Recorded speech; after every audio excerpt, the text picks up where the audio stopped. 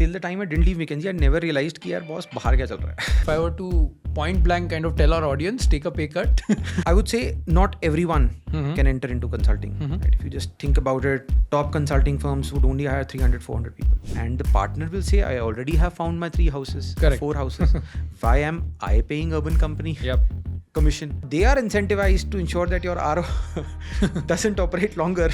Is not too efficient. Is not too efficient. Right? But the customer doesn't want that. Yeah. Marketplaces by definition seem very easy to build. कि यार यहाँ आपका supply है, यहाँ आपका demand है, app बना दो, एक ऐप बना दो और इसको जोड़ दो और कुछ तो बुकिंग सिस्टम बना दो और वो बन जाएगा.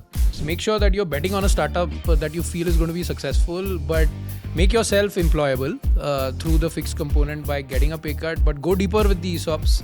Bet on the company that you're working for, go long term, spend 4 to 5 years, and there is insane amount of wealth that you can make. So today we have with us Salil. This is the second time that you are visiting Mesa. So thank you so much for being here. A quick introduction about Salil. So he graduated in 2011, just like me. Post which he worked with Deloitte. So a large corporate stint, I think a couple of years that you worked with Deloitte. Yeah. After which he did his MBA from IIM Indore. Post which you ended up working with McKinsey for almost 5.5 years. And is currently the VP of Business at Urban Company. So thank you so much for being here, Salil. It's an absolute pleasure hosting you again. Thank you, Varun, for having me. Always great to come back. Yeah. Before we kind of jump straight into your journey, into the work that you do at UC, and we have a bunch of questions for our audience on what two-sided marketplaces are, how UC makes money, how it makes decisions.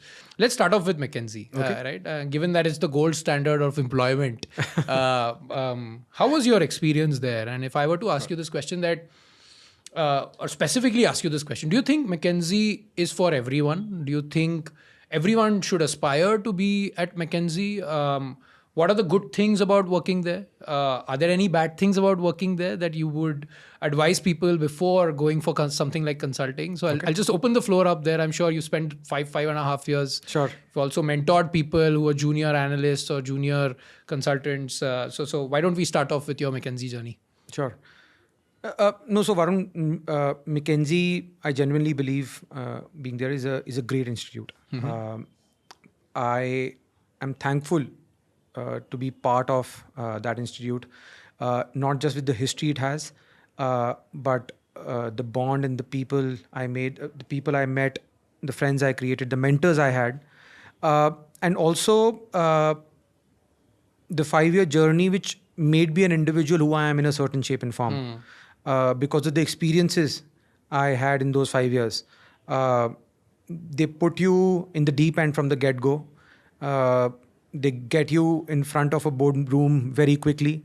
You're solving hard, complex problems with clients who are very demanding, and rightly so. So it's a great learning school also in a certain shape and form, which gets you set up for further life. So all great memories in McKinsey, and I'll always be thankful to that institute. Now the second question I think which you asked was how, when students are evaluating what to do, what not to do. I think I always say that India now is at a very unique junction, right? The likes of consulting firms, the top consulting firms will always remain great institutes to work with. But where India is now provides or will provide you terrific opportunity. So if you think about it, top consulting firms worked in a certain shape and form in an arbitrage model, right? They used to get great talent, pay them very well, which meant the great talent always used to join them.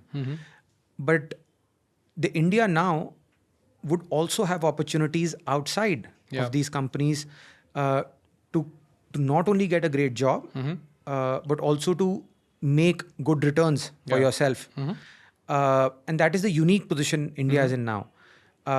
So they've gone are the times when this was and would have remained the primary focus for anyone to join.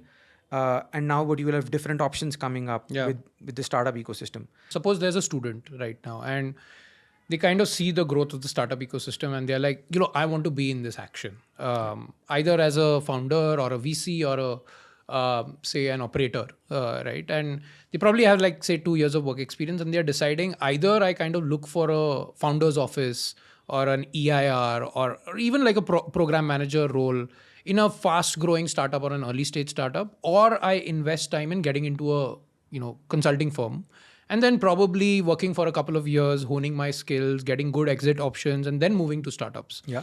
So suppose they are making this decision, can you talk them through, say, maybe 2 or 3 points or parameters that they should keep in mind before deciding one way or another? There is no wrong way here. Yeah. But how do people decide? See, during my time, the decision was fairly simple, to be very frank, right? I think now it's become, with so much more opening up, it's become complex and rightly so. Yep. I would say not everyone can enter into consulting. Right? Top consulting firms would only hire 300, 400 people. Yeah. That's it. I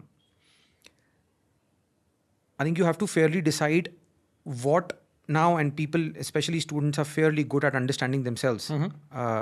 So what are you good at? Where do you think you'll be able to add value? And where do you think will be the growth opportunities for you basis what you will learn? Yep. I think those 3 points should help you take the right call. So for example, if you, let's say you're a student planning to do an MBA or doing an MBA currently, and you want to decide where should I go, right?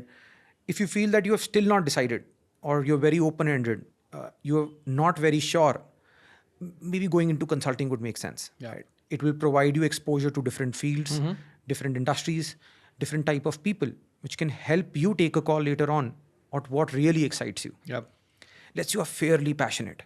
You know that maybe I want to become a founder, or you know that I want to become an operator. I'm great at operations, right?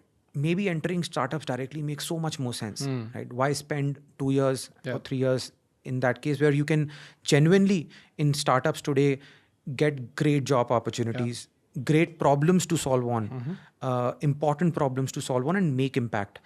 So I think that's very specific to an individual on where your skills lie, what do you want to do further in life to help you take a call. But I would say the good part now is that there are significantly good options available to the students now, which is amazing. And you made that jump. So you spent almost 5.5 years in consulting, after which you became a hardcore operator. Yeah. What were your learnings there? What was tough to acclimatize to, and how was that journey and shift? I think I think the shift was the right one for me individually. Yeah. Because I wanted to get into businesses. I wanted to make impact, see impact, and do it myself. That really excited me. I think what was easy was, as I said, I think problem solving, breaking down the problem, not being afraid of new environments. I was fairly acclimatized to because of consulting. Where did I have to develop the muscle further was, I would generally say, team building, team management. In consulting, even if you're engagement manager or someone who's managing, it's mostly managing a study with 4 or 5 people. Yeah. And those 4 or 5 people are fairly driven, highly paid, so on and so forth. But when you are running a business, it is not just about managing 4 or 5. You have to, at that time when I started, it was a 70-member team. So you have to take that 70-member team along. It's a running concern. Everybody needs to be motivated. Everybody is not at the same level. So you have to, depending on the type of people, you have to take a call. You have to groom certain people. You have to give a stick to certain. Yeah. So I think that I had to gradually learn on the job. Second, I think what I had to learn or difficulty I faced was sheer daily operations. In McKinsey, it's never that. But in business, it is always being on top of sheer operations with daily rigor. And then holding your team accountable for the same as well. And that is what I had to basically learn. Some of it I had to unlearn what I had learned in McKinsey and then relearn when I joined Urban Company. And sometimes that is where the transition for a lot of consultants can also become difficult. Across teaming, running operations, a lot of time taking decisions. because in consulting, most of the times you're not. Yeah. So here you have to take a call, yes or no. You can't delay it also. Yeah, and that's very interesting, right? I mean, let's say one of our audience members is currently working for McKinsey in BCG, has worked for 3-4 years, is getting paid a lot of money, and on paper, a startup looks at this candidate and says, I can't afford this candidate, right? So obviously, the standard hike of say 15 to 20% that person would be requiring is something that the startup is not going to be able to give. But suppose this person wants to make it happen. How should this person think about compensation? Should they be ready to take a pay cut when it comes to the fixed component? Should they be going heavier on the ESOPs? How does it change as per what their goals in life are? Because I'm sure you must have gone through this process, right? To be very frank, I can share my experience as well. Till the time I didn't leave McKinsey, I never realized कि यार boss बाहर क्या चल रहा है, right? And great wealth which is being created outside. Sometimes you staying there, you don't know what's happening. You don't know what the ceiling is. What the ceiling is, right? And that is why I was saying that the next 20 years is a terrific time to be. Yeah. If you're smartly able to think about it, you can actually create great wealth for yourself if you're patient, right? And thinking long term, rather than thinking कि यार next paycheck कब आएगा? Right? अगर next paycheck के लिए सोच रहे हो तो boss, then तुम अलग breed के हो, then maybe join something else. Correct. Right? Yep. But if you are concerned about doing great work and creating significant great wealth for you, but not now. Now would be great, but significant wealth I'm talking about. Then think of it from a larger standpoint, because actually in a compounding ki power you are not able to understand sitting here. The law of large numbers, compounding, it's very difficult to understand. A lot of people don't understand that. That is very powerful, right? वो जब 10 का 100x होता है, right? In certain number of years, right? वो ना समझना बहुत मुश्किल है अभी बैठे हुए. And that is where the beauty of startups lie. That if you are really long term in orientation, if you know the right macro is trending that, and if you are combining that with right where to play, you can create a good wealth out of you, which you will not be able to in consulting. Yep. Nani, that makes sense. I mean, if I were to point blank kind of tell our audience, take a pay cut, go deeper. That you can say. Like go deeper into ESOPs. Make sure that you're betting on a startup that you feel is going to be successful, but make yourself employable through the fixed component by getting a pay cut, but go deeper with the ESOPs. Bet on the company that you're working for, go long term, spend 4 to 5 years, and there is insane amount of wealth that you can make, right? I think that is the summary. ESOPs is a terrific mechanism, right? It is. To align incentives, right? As simple as that. If you do well, the company does well, you do well, and both are happy. Let's talk about two-sided marketplaces again. And one of the things that keeps on happening, given that I interact with a lot of students who apply to Mesa, who get into Mesa, is marketplaces by definition seem very easy to build. कि यार यहाँ आपका supply है, यहाँ आपका demand है, एक app बना दो और इसको जोड़ दो और कुछ तो बुकिंग सिस्टम बना दो और वो बन जाएगा. Which is obviously not the case, and that's why there are only far and few marketplaces that have worked. So if suppose there is somebody who's watching this video and is wanting to figure out that I have got an idea for a marketplace, but I want to assess whether this is a good idea or a bad idea. What would you say are the few parameters? Let's take an example. Car cleaning is a problem. Okay. My car does not get cleaned on time and it does not look good is the customer quote, which is the problem statement, right? So they said, let's create a marketplace where there are car cleaners as the supply and car owners as the demand. So let's evaluate this as a marketplace. So what are the things that we can think about to evaluate this? And where would you start from if you are somebody who's giving even feedback to our audience that whether or not they should go ahead with this? So like any other marketplace, let's start with need, right? Demand and supply. So the demand for car cleaners, yes. There are two types of car cleaning. One is cars which people mostly get their cars daily cleaned. Right? Demand surely there. If you have a car, you will get it cleaned. So it's not like a DIY in the United States. So demand surely there. Supply, yes, there is. there is an existing supply pool which is already providing this service. Now let's talk about need a little more. These two things exist, but need is important. On the customer side, what is the need? On customer side, their need is it happens on time. Yeah. And my car is fairly well cleaned. Yeah. Right. No scratches. It's good. It shines every day before I go to my office. And the inside of it is also certainly well maintained and clean. That is what the customer basic requirement is. And I'm only willing to pay a certain amount. That is also very important. Right.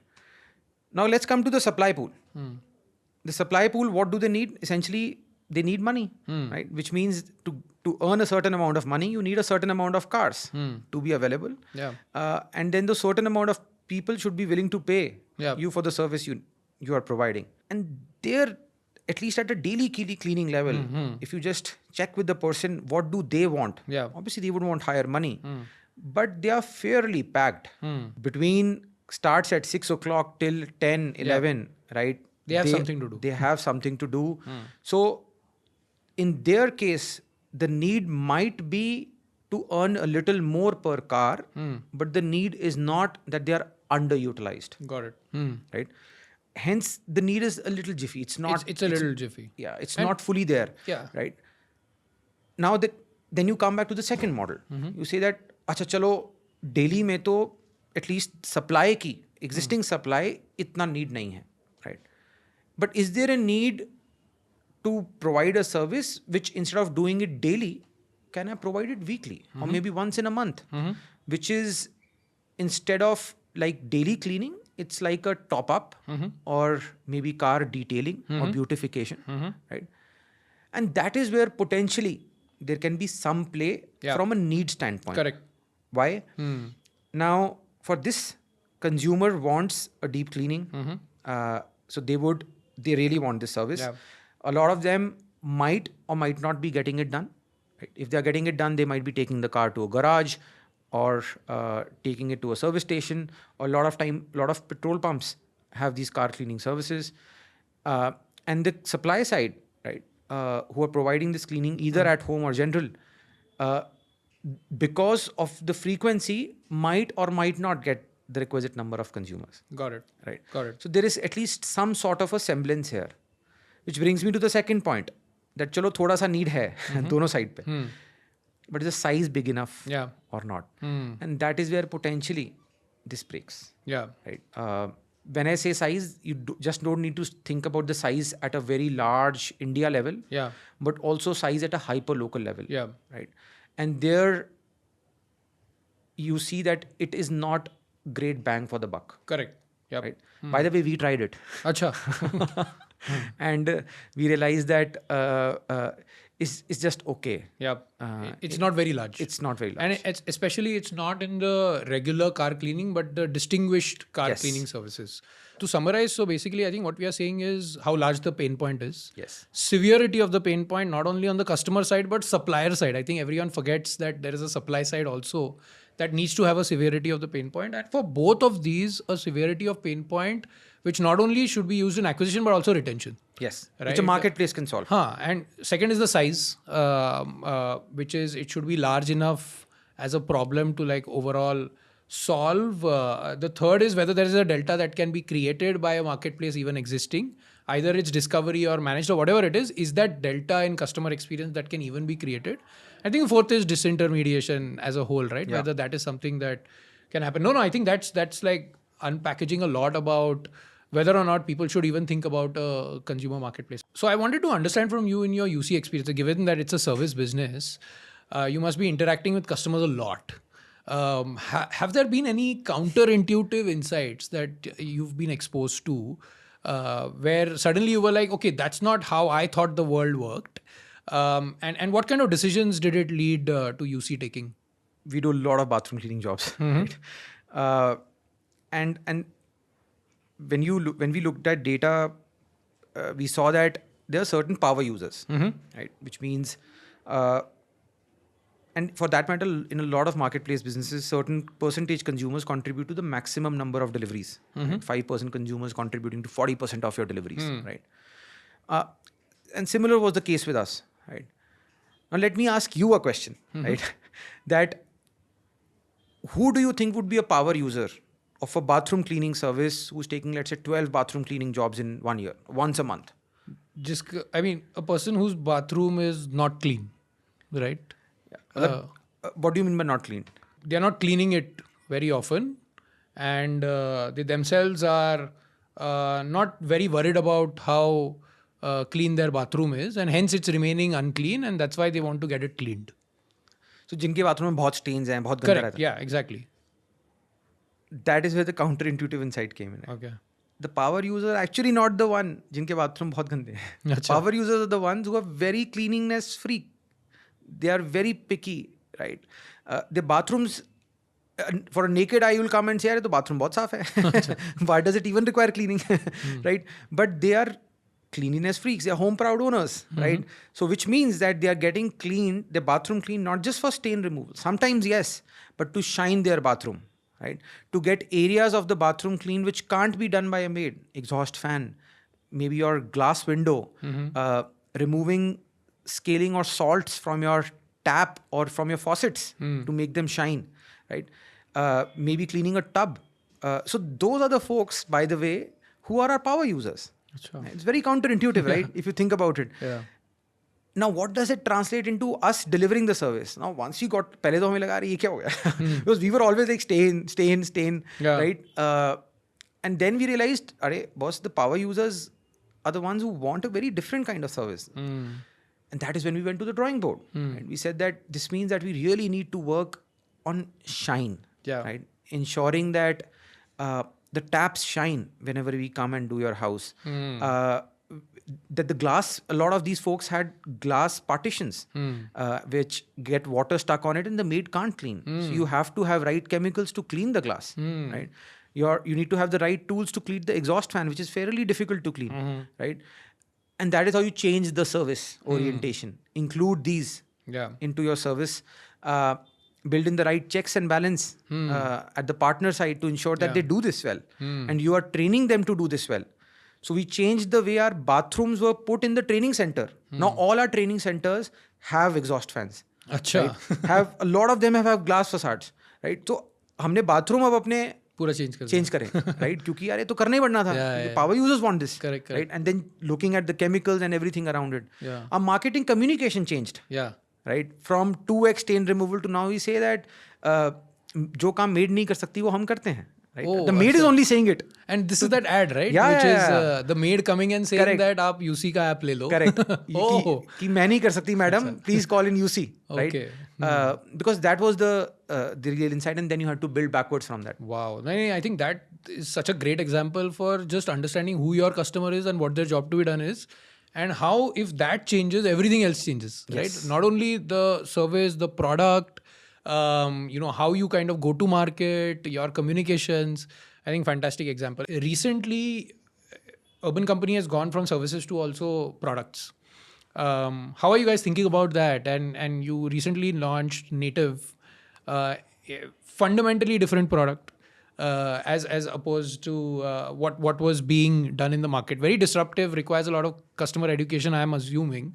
But given that you guys are already in a lot of like the top 1 million homes, I think it would have been easier. But how was that journey like? So I think it wasn't as if like हमें था कि यार पक्का जाना है product. I think when we were actually servicing ROs and for a lot of consumers. Lot of consumers, right? All the OEMs, ROs from all the OEMs.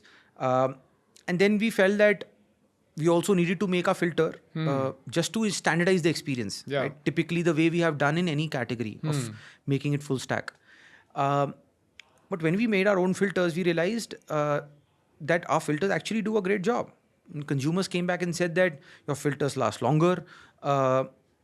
In their head, they don't want to purchase an RO to get it serviced every 6 months, right? Nobody wants that. What they essentially want is clean water to come, full transparency. But typically the market operated where a lot of revenue for a lot of players essentially came from AMCs and maintenance, right? So now they are incentivized to ensure that your RO doesn't operate longer. It's not too efficient. It's not too efficient, right? But the customer doesn't want that. And And we were always hearing about this from all our consumers. Right? And then it felt so organic, right? That why don't we just create the own machine, machine of urban company which genuinely solves this problem. Basically came from backwards from what the consumer really wanted. Yeah. And that is when you make the product. Thank you so much. I Thanks, think Arun. this was a lot of fun. We got to learn a lot of things, and thank you so much again for coming to the Mesa campus. We look forward to hosting you next year as well. I think students are excited, so are we. Cool. So thank you so much. Thanks, Arun, for having me. Appreciate it, and all the best to you and Ankit. I think you're doing a terrific job, and hopefully you continue to do more of same. So wonderful. Thank you.